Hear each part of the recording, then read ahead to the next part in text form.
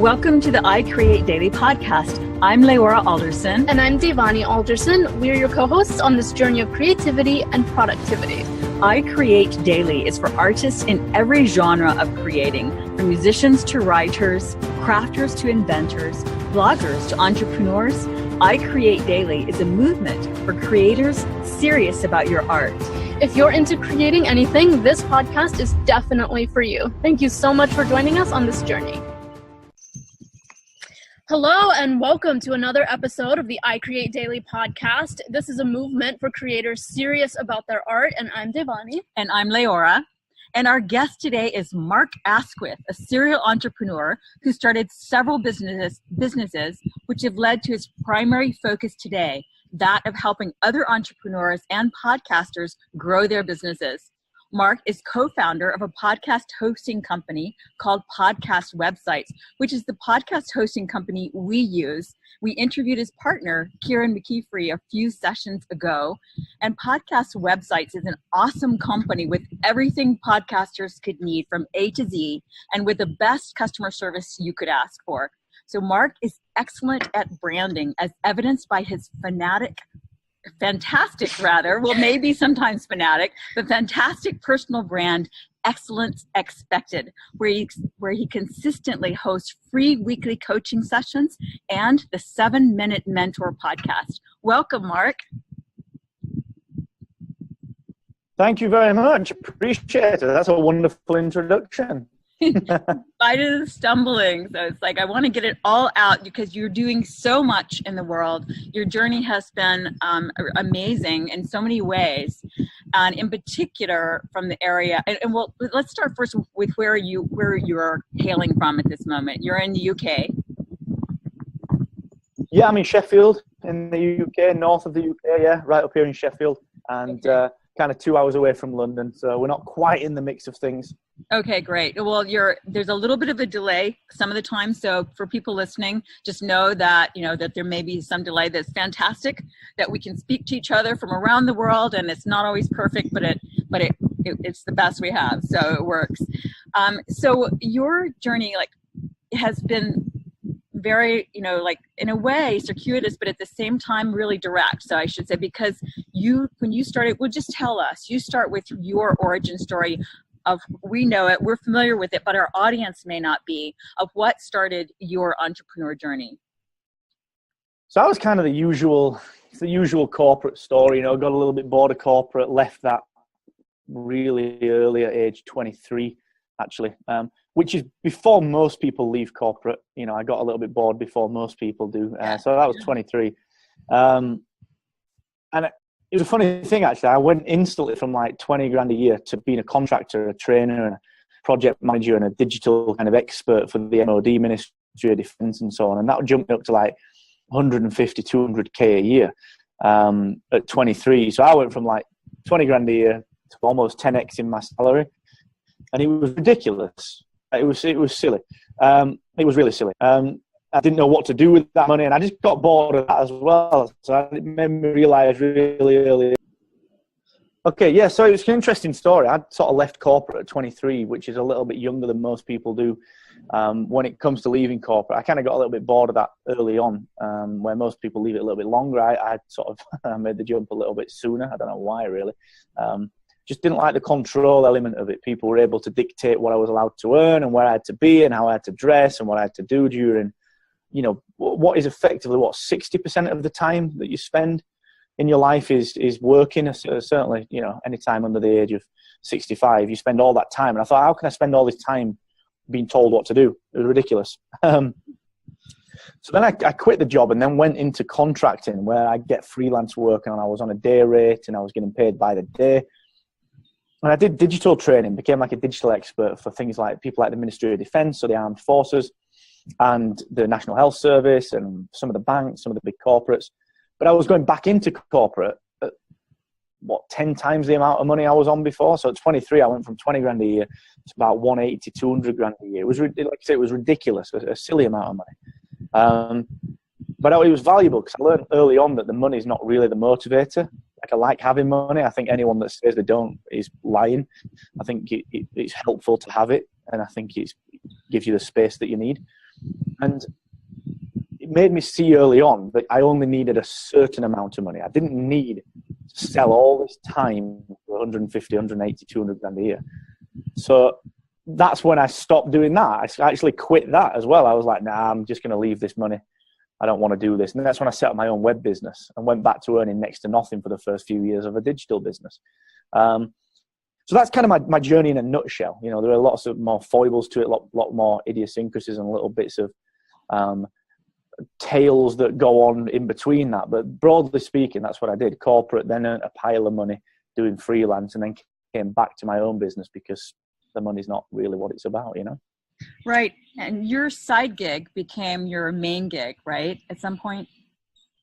Yeah, definitely. So what I did was so I'd set up a web business called Hacksaw. It was actually a brand business.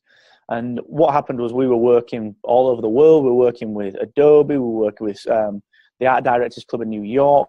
We were working with so many people just across the globe. And it was crazy. It was really good. And then I kind of got bored of that as well. I realized that I'd just given myself a job. And on the side of doing that, I'd set podcast websites up. Obviously, I know how to build web. Not that I do that anymore, sadly, but I know how to build web.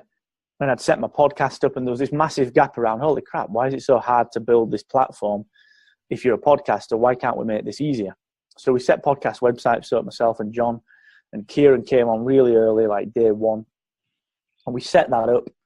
And that was a side project. Even until August last year, August 2017, that was a side hustle, total side hustle. Working on it in spare time. And got it into the real good quality 6 figures per year, just doing 10 hours a week on it. And as you guys said, you know, the support's amazing. Everything's fun. You wouldn't know that it was 10 hours a week, but we would 10 hours a week. And that's when the side hustle, I realized that actually I'd kind of built myself a lifestyle prison. This is what I teach people through my brand. I built this prison for myself where the lifestyle that I had and that I enjoyed relied upon the business that I'd put myself in. So I'd given myself a job and couldn't make any changes, because if I did, this lifestyle prison would crumble. It would mean that I'd have to change my lifestyle. I didn't want to do that. I liked the lifestyle that I'd given myself.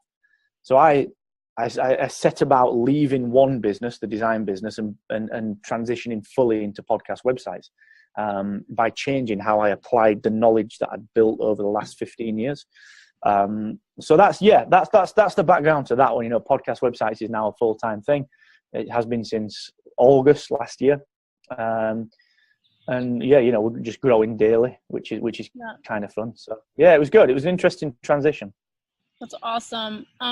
We have a lot of people in our audience that they're either freelancing or they're still in a job and they do their art and their creativity as their side gig. And whether like they're doing a marketing company, freelancing for different brands on the side, doing social media on the side, things of that nature. What are some of the 1 to 3 things, or however many points you want to get into, that you would recommend somebody in that position take action on to make whatever side thing they're doing their main lifestyle business, if that's the leap they want to make? Yeah, good question. So the first thing you got to do is focus on network. Totally focus on network. Build the network, build the network, build the network, build the network, build the network.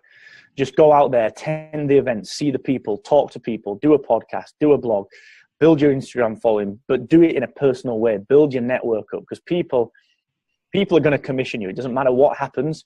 It's always a person that has the sign off on whether you get the gig or not. Okay, so you've got to just really focus on network. Number 2, stick to your goals, stick to your values, stick to your ethics. Be yourself with it. You know, if you're selling yourself as one thing and then actually after someone gets to know you a little bit more, you're a different thing, that's a game over. It's the rug pulled out from underneath you. So always be yourself. People feel like they have to be quote unquote professional, and there is no such thing as professional. It's just, professionalism is just turning up and doing the things that you say you're going to do when you say you're going to do them, and being respectful about it. That is it. You don't have to dress a certain way. You don't have to act a certain way. You just act with decorum and treat people well. That is it. That's the only thing you need to do. But all the other parts of your personality, whether you like the comics or whether you like football, whether you like golf, whether you like tattoos, whether you like Batman, it doesn't matter. That's all part of you as the marketable piece, you know? So you got to embrace that personality. Don't hide behind this professionalism or put this fake front on. And then the third thing that I say is keep creating stuff. Keep creating stuff. And podcast, artwork, blogs, video, whatever. It doesn't even need to be content marketing. All it needs to be is just really good stuff on a consistent basis. So people can see, oh, this person's experimenting, this person's doing this person's doing that. They're consistent. They're going to do this thing for me. So you've got that. They're the three things that I'd say. It's so important, especially the consistency. And like, I definitely encourage people to check out Mark's 7-minute mentor sessions, because none of the daily creation has to be like ridiculously long. You don't have to have a 30-minute produced vlog every single day. You can show up, you can create a 7-minute video, you can write a quick article. It doesn't have to be this huge production. Yeah. You are a wonderful example of consistent daily content creation. So like Devani mentioned, between your podcast and also incredible blog posts as well, we'll link to your blog. You have some very helpful articles that a lot of which address mindset and awareness. And so from following you for a few years online and seeing some of your content and interviews, it seems to me that a thread that has run through it all for you through your life, beginning with around age 11, is a growing awareness. It's about consciousness and awareness and application of that. Would that be a fair statement? Oh yeah, definitely. I think you've got to stay aware of how you are as a person. I'm always trying to develop my own awareness of my own personality and how other people think and the world that we live in. The whole classic power of now kind of scenario. Which is a weird kind of book. It's a weird kind of setup insofar as a lot of it's applicable, a lot of it's kind of really hard to grasp for a lot of people. And that becomes a bit of a development process, learning, especially in this entrepreneurial world, in this business world, people wanting to move from business to business, career to career, freelance to not freelance, and then back again. You end up with this real challenge that you're always looking to the next thing. And I've done that in the past myself. And it's only recently, over the last few years, that I'm actually thinking, do you know what? We should probably just enjoy this. And that's why I talk about the mindset a lot. It's why I talk about, in particular, talk about things very honestly, like the last 2 blog posts that I've put out. One is, how we did turn the side hustle into a 6-figure business and then move it from the side hustle to the main business. And then today's that I've just published right now is the whole, okay, why was this business imprisoning? What was the box that I'd created around? So you've got to be, I think, you got to be aware that it's all right to be super honest, and not like no one's judging, no one really cares, everyone's doing their own thing. Yeah, and that and for you, I think too, it's been, not just for you, and this is why I'm wanting to talk about this a little bit more, because this is such a human thing, very much applies to any creator who is putting things out in the world. And what I hear in your journey has been, sort of a questioning of everything, that the status quo, like you talk about the town that you came from and how it is that basically everybody did the same thing. You have a company called Excellence Expected that automatically tells people you're not about average results in anything, really. Yeah, exactly. And how you take that concept and apply it to whatever it is you're doing, wherever it is that is. But it's like your journey has been, and this is what I love about, it doesn't matter, essentially how you dress, it's like the status quo doesn't define you unless you allow it to. So would you care to speak to any of that? Yeah, definitely. I think the status quo that you mentioned is only that because it's been there for so long. It's the cliche, why do we wear a tie? Because the guy next to us did. And, why do we do that? Because the guy that had that desk before did. There's no reason for it. It's old traditional kind of social expectation, really. That's what people expect from us. But, what does that mean these days, really? Everyone is kind of cut from the same mold in that kind of world. So applying your own style to most things, whether it's the way you talk or it's the way you turn up and show up, the way you dress, the way you pitch, the way you handle problems, all of that stuff. It's your own, it's like a fingerprint. It's all your own stuff, isn't it? But most people shy away from that. Most people don't get jobs because they don't fit the square peg that the employer needs. And I think it's a bit of a social challenge. I think there's a real big problem out there where, certainly in a lot of industries, much less now with the startup scene and all that kind of stuff, that doesn't really matter. It's all performance-based and task-based. But there's still this fear for people coming out of schools, a percentage of people who are still taught to do this thing like this, like it's always been done, whatever that thing is, whether it's going to work in corporate, whether it's going to uni or whatever. And I think the real power now is that we've all got the phones, we've all got devices that allow us to create things quickly, where we can put our own style and we can put our own stamp on things. Mm-hmm. And just embracing that and teaching your kids to do that and express themselves and be that person.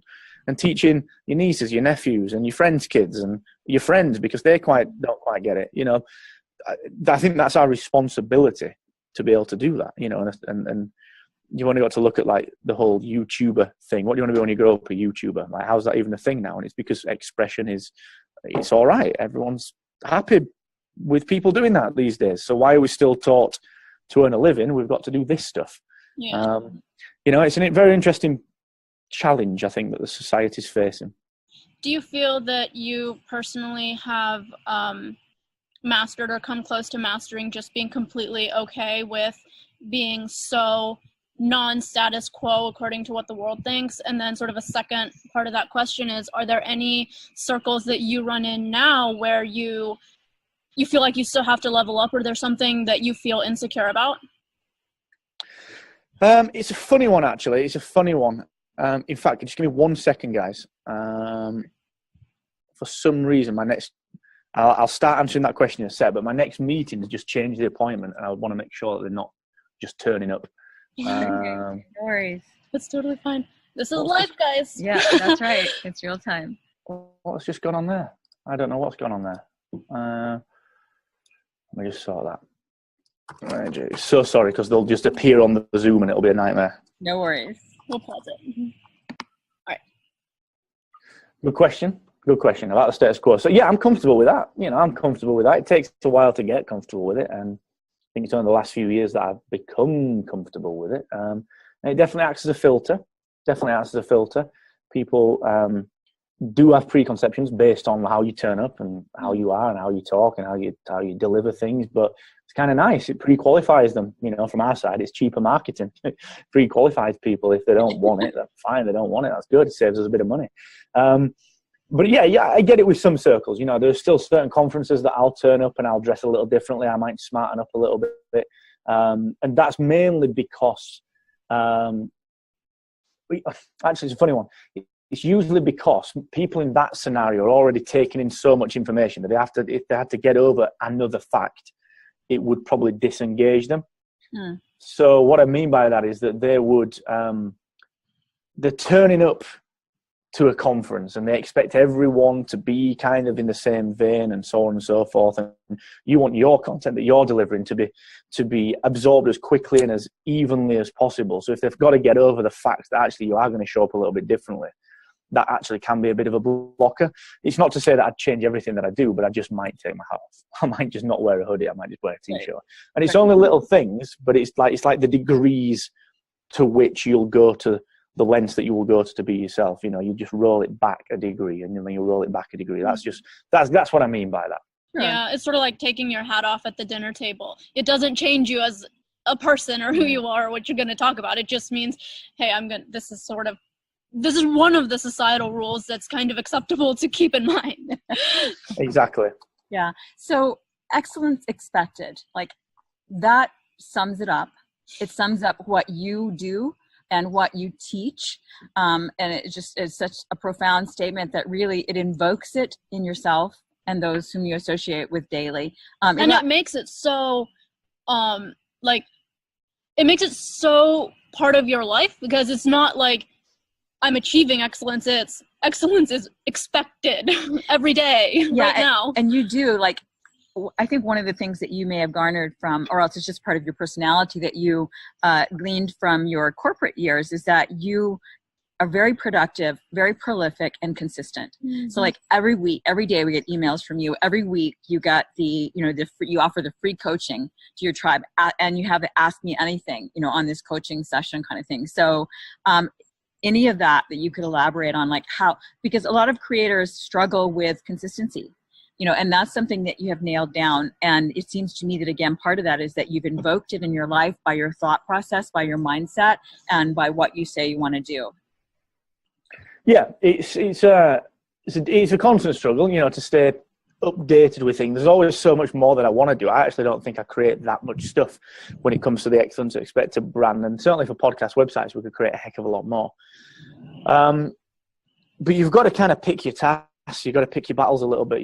There's certain internal tasks that require your attention that you have to get done, that you just can't let slip, product dev, marketing, and so on and so forth. But when it comes to kind of the consistency side of things, you've just got to pick something and stick to it. My things that I stick to are, I'll do one good, solid blog post per month. I'm not going to do one a week right now. I might do a little bit more in the future, but one a month. I'll do a podcast every day. Actually, from the 1st of April, that's going to be Monday through Friday, no Saturday and Sundays, just because people struggle to catch up, I think. And then the free coaching every week, that's just nailed on. It's the one thing that people know that I'll be doing. Boom, there it is. And I might have 4 or 5 weeks off a year because of circumstance and holidays and so on and so forth. But for the most part, you're there every single week. So I think you've just got to find something you can be consistent with. Like you guys said earlier, it doesn't have to be 30 minutes a day. It doesn't have to be an hour a day. It can be 2 minutes a day, Doesn't need to be much. It just needs to be there.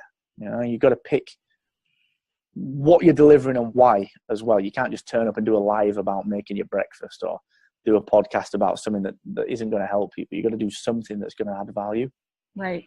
Do you do anything that helps sort of along the lines of envisioning or vision boarding, projecting your future, like where you want to be? Because back as the youth that you were in the town that you grew up you couldn't have imagined speaking on the stage and being featured on places like entrepreneur.com and The Guardian, and it's like being recognized as a global expert on anything, on the world stage, so to speak, probably, at least not as a youth growing up. You forged that for yourself. So do you use and incorporate any kind of envisioning process for yourself or, in the past or now?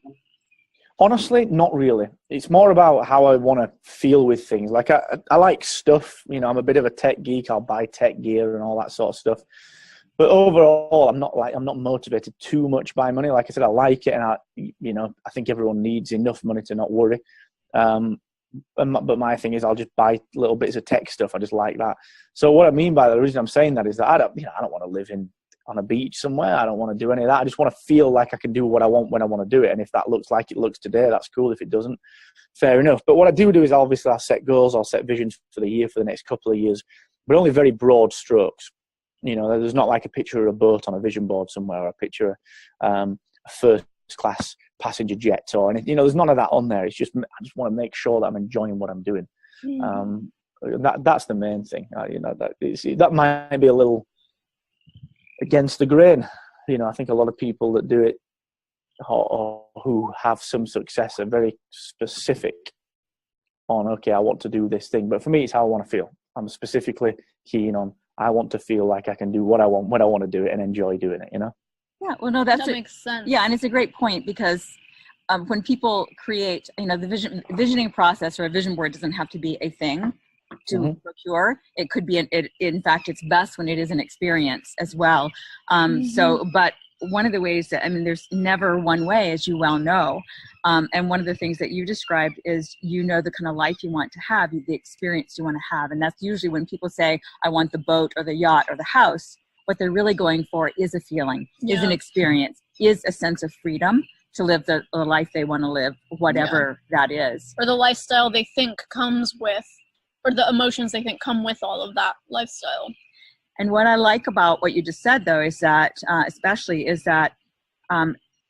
a lot of people are really struggling with feeling like they don't know their purpose, so that they have to have their purpose in order to proceed. And you wrote an article about that as well, I believe, recently. Would you like to elaborate on how, because what I hear in what you just shared, too, is that if you just do the work you love to do, then the path becomes more clear and the way unfolds. It doesn't have to be that you already know what it's going to be about, but that's, back to you. Yeah, again, a really good point. But and I think the challenge is most people feel like they've got to know what they want to do. And the article I think that you're referencing is that one that alludes to the fact that you don't. You just need to know how you want to feel or what you want to be, how you want to be, and yourself. And that's how you can make decisions a little bit quicker. It's how you can make better decisions, I think, is by not figuring out, okay, I want to do this thing. Now, so many people that I know have got confused and really struggled over the last few years with not knowing what they want to do. And you just, that's transient. That changes. You grow up. You don't want to do this. I don't want to go and eat worms and eat dirt anymore because I'm not too. That changes, doesn't it? And it just totally reflects where you are and what you want and how you feel about things. You just got to focus, I think, on, does this thing that I'm doing now give me the things that I need? Yeah. And if so, that's great. And I accept the fact that in 2 years, 3 years, 10 years, 15, 20, it might not do. That might not be the case. And at the same time as that, understanding enough about yourself to not have to worry that you're making the wrong decisions. You've got to know when it's the right time to do what you need to do and move and make the shift, Yeah, definitely. Yeah, such as, questioning things if they don't seem right, whether it's in your own life and the things that you're doing or in those that are imposing things upon you, to always remember to question and hold true to yourself. Yeah. So you're, we've established you're very prolific.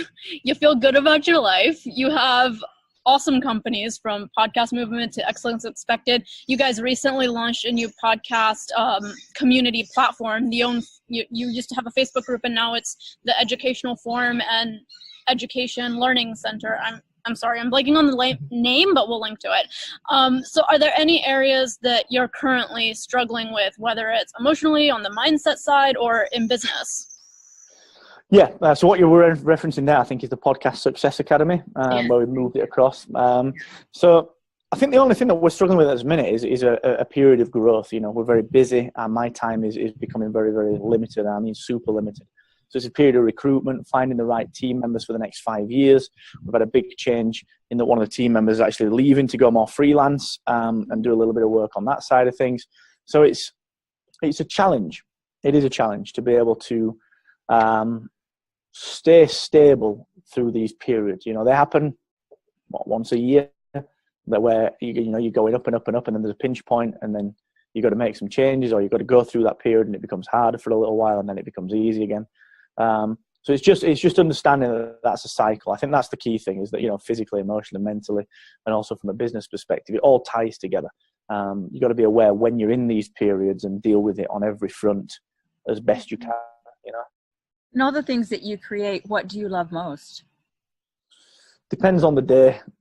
It's all about just helping people do what they want to do. So I do like the free coaching stuff. I obviously love the podcast. I think the podcast website's platform, I enjoy that. I love that. I think it's great. But it's more the results that brings for people. When we see someone launching, we just saw Andre launch today, or someone that gets a 6-figure sponsorship, that's using the platform, that didn't have a podcast, and they wouldn't have had a podcast had we not helped them. That's a huge thing. And we've got a number of people that are really leveled up over the last couple of years. So yeah, that's got to be the key, I think, is just helping those people do that thing. And whatever form that takes on any given day, might be the content, might be the platform, might be member calls, might be interviews like this. It could be anything. Right. Well, along those lines, if someone is listening doesn't yet have a podcast and is thinking about doing it, are there any? Have you seen any people starting podcasts that perhaps it's not the best forum for them, or do you think that basically anyone could start a podcast? Just what are your thoughts on that for someone who's thinking on the fence? I think anyone can. The question is whether anyone should. And it's really just one of those things where if you're only going into it to make a bit of money, it's probably not going to work out so well. If you're only going into it because someone else is telling you should get into it, that's not going to work out so well. You've got to want to keep recording this thing. If video is your medium, do video. If writing is your medium, do writing. If live is your medium, do live. You just got to pick the channel that suits your tone and what you're intending and why you want to do it. If you're a hobbyist, do something that's easy. If podcasting is easy for you, then crack on and do it. Yeah. So there's no right or wrong with it. Those that want to do it and want to do it for the right reasons will flourish doing it. Those that just do it because they think it's easy or quick or makes a bit of money, they're the ones that are going to fail at it. Mm-hmm.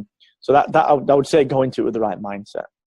Okay, so for people who are interested in it, and are you saying that they will never make money in it, or like that because anyone who's starting anything business oriented, they have to keep in mind a business goal, or whether it makes sense business wise. So what would you advise in that regard? You treat it like a business, you'll make money. Treat it like a hobby, it'll cost you money. That is it. That's a good point. That's a really good. Yeah. And so to treat it like a business, they would need to do what? Work. There's no straight answer. You need to do this, this, and this, because it's different for everyone. Audiences are different. Hosts are different. Everyone is different. So the thing to do is you've got to, just like I said, just treat it like a business. And whatever that means to you, all businesses are different, from accountants to software companies. They're all very different. So you've got to turn up and show up and do your 8 hours a day and work. There's no getting around that. Right. Definitely. Yeah. So what people have inspired you in your journey? Oh, everyone from parents to friends to mentors, everyone that I can think of, from my granddad to whoever, like Richard Branson. You could pick 1,000 people. I get inspiration from people every single day, people that have started with nothing and built up a business, or people that have started a podcast and secured the first 1,000 book sponsorship. Like, that's inspiring. So it comes from different places every day. There's not one person, there's not two people that I can point to on that one. I take the inspiration from wherever I need it at the time that I need it. And sometimes it hits you out of the blue. Sometimes you'll be surprised that, okay, why does that inspire me, And a lot of good podcasts. Yeah, a lot of good podcasts. And are you, because you're so into the podcasting world, do you read much, or do you do audiobooks, or? Yeah, I don't listen to podcasts. It's like working in a chocolate factory. Yeah. So no, that's not true. That's a bit flippant. I do listen to them, but I binge them. So I might do a week of really hardcore listening to podcasts. Then I'll be on an audiobook for a week, get that done. But I've always got 3 or 4 books. I've always got a personal development or a business book that I can work through. I've always got a fiction book for before bed, so it turns my brain off, and then an audio book for walking and driving. I'm always undertaking 3 books, and then podcasts they fill the gaps at the gym and so on and so forth. So yeah, I'm always consuming something. Yes, and what are you currently reading? I'm rereading The Power Now, actually, like I mentioned earlier. That's on my audiobook. I'm reading Star Wars Aftermath, Empire's End. That's my fiction book. Content Mavericks by Andrew and Pete. And I'm reading something else. Oh, Creative Exposures by Brian Peterson, a photography book.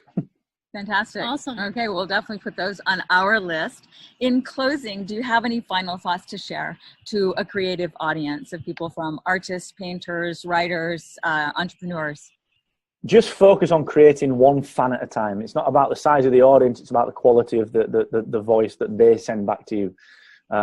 So just create one fan at a time, and then create the next fan, and then create the next fan. 10 people who adore what you do are better than 100 people that are on the fence, so just create one fan after the next. That's all you can do. Awesome. Okay, well, thank you so much for your story, your advice, your wisdom, and everything that you shared with us today. And we'll link to the hot dog story in our show notes. Thank you. Yes, please do. There's a great interview on Inspired Edinburgh. Yes, in fact, that's where I read it, and I've got that link already in our podcast show notes. So that's awesome. That is the best one. Super stuff. Well, thank you guys. It's been a pleasure. You're welcome. Absolutely. Thanks, Mark. Take care. Bye. Bye. Thanks so much for joining us for the I Create Daily podcast. Please let us know what creatives you would like us to interview and what topics you would be interested in hearing more about.